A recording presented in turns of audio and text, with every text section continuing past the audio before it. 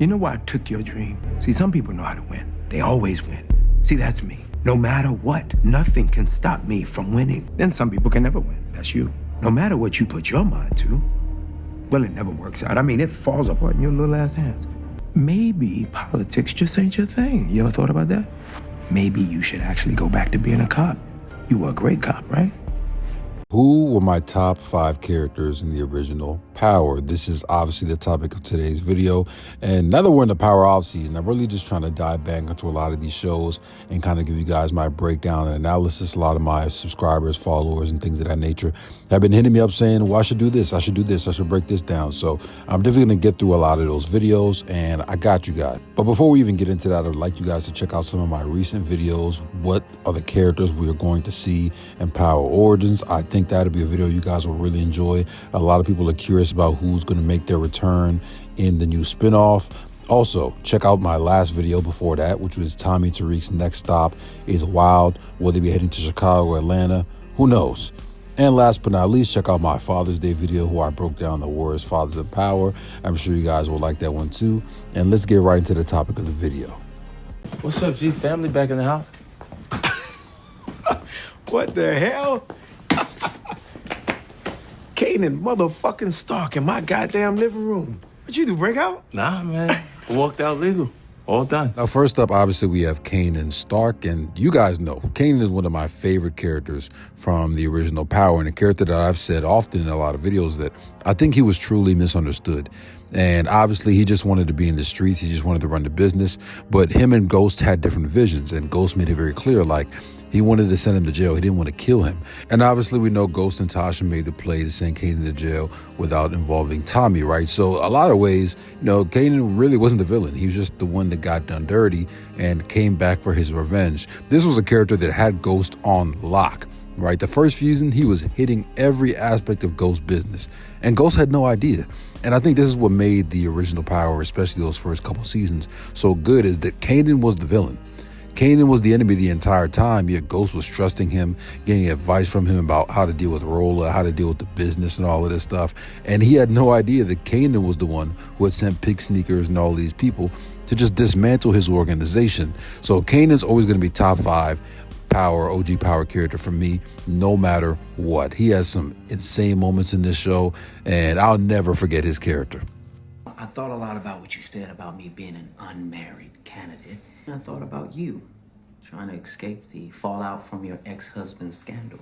The union of 2 single, high-powered political operatives could drown out all that noise. You could potentially kill 2 birds with one rather large stone. Negro, please. And next up, obviously, we have Councilman Rashad Tate. This was a character that I loved in the OG Power and in Power Book 2 Ghost. This is one of those characters as well who you can literally put him in a scene with anybody. Like any person that had a scene with Tate or he was in a scene with was hilarious. From his scenes with Tariq, from his scenes with Ghost, Dre, Tasha.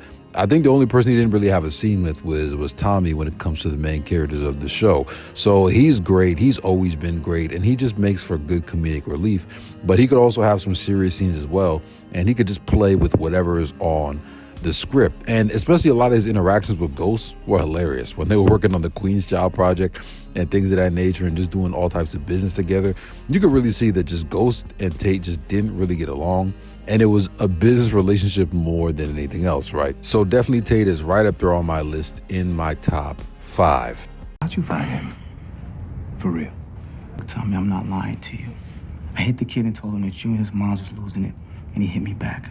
Why do I think you're bullshitting me? What about a goddamn thank you?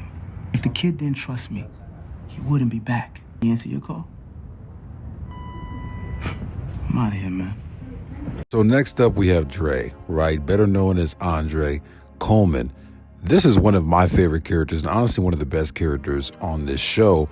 And Dre created such a great dynamic for everyone in Power, right? This guy just snaked and connived his way through the entire show, and he was able to survive way longer than he should have. He really should have died in season 4 during that church scene when, Tommy and Ghost had sent the hitters at him, right? But obviously we know Tariq had, hit up Dre and snitched and saved him because he felt like he helped him get revenge on Ray Ray and things of that nature. But Dre was a very resourceful character, and he was a lot like Ghost in a lot of ways. Like, he was just less likable. Like, people don't really realize him and Ghost were very much the same. They both did whatever they had to do and snake whoever they had to snake to get to where they wanted to be. And that's why I kind of really enjoyed the character.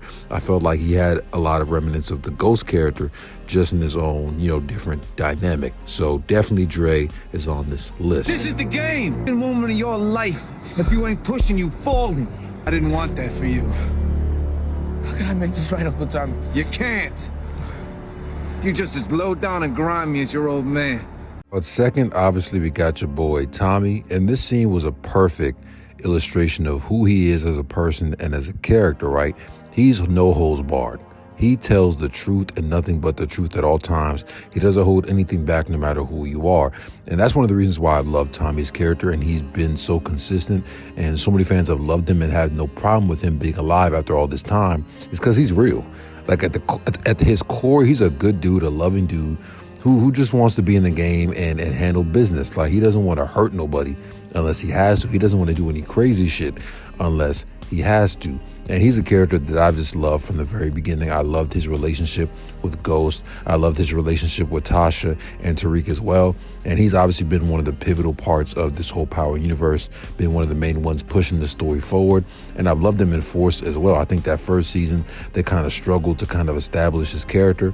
But I think in season 2, they really did their thing. And season 3 will be even better. So I look forward to it. Tommy's at number 2.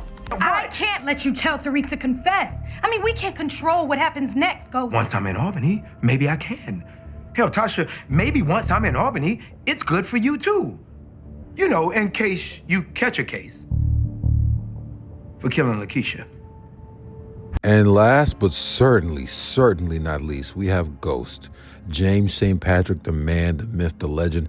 I'm sorry, this will always be the best character in the history of Power. I don't think they can build or create another character or even cast another character that can act or perform to this degree. And one of the things that I loved about Ghost is one of the things that I love about Rock is that he was so many different things at once. He was a drug dealer, he was a businessman, he was a murderer, he was a father, he was a friend, he was a brother. Like, he had so many different dynamics and wore so many different hats. And props to Amar Hardwick for being able to play a role like this that was probably heavy. Like, to play that role for 8 hours, 10, 14 hours a day and go home and go back to being your regular self, it must have been difficult. And it was one of the things that just kind of mesmerized me, how he was able to just transform into this whole different character, this whole different person. It was amazing, phenomenal. And me and my friends and some of my other creators, we talk about Ghost's performance to this day and how you ain't never gonna top that. He was an all-time great, and we miss him, man. I hope that one day we'll be able to see him again in some form, some capacity, but who knows. Thank you guys for watching, supporting, and let me know what type of other videos you guys want me to make, kind of breakdowns and things you want to see in the future. I'll catch you all tomorrow.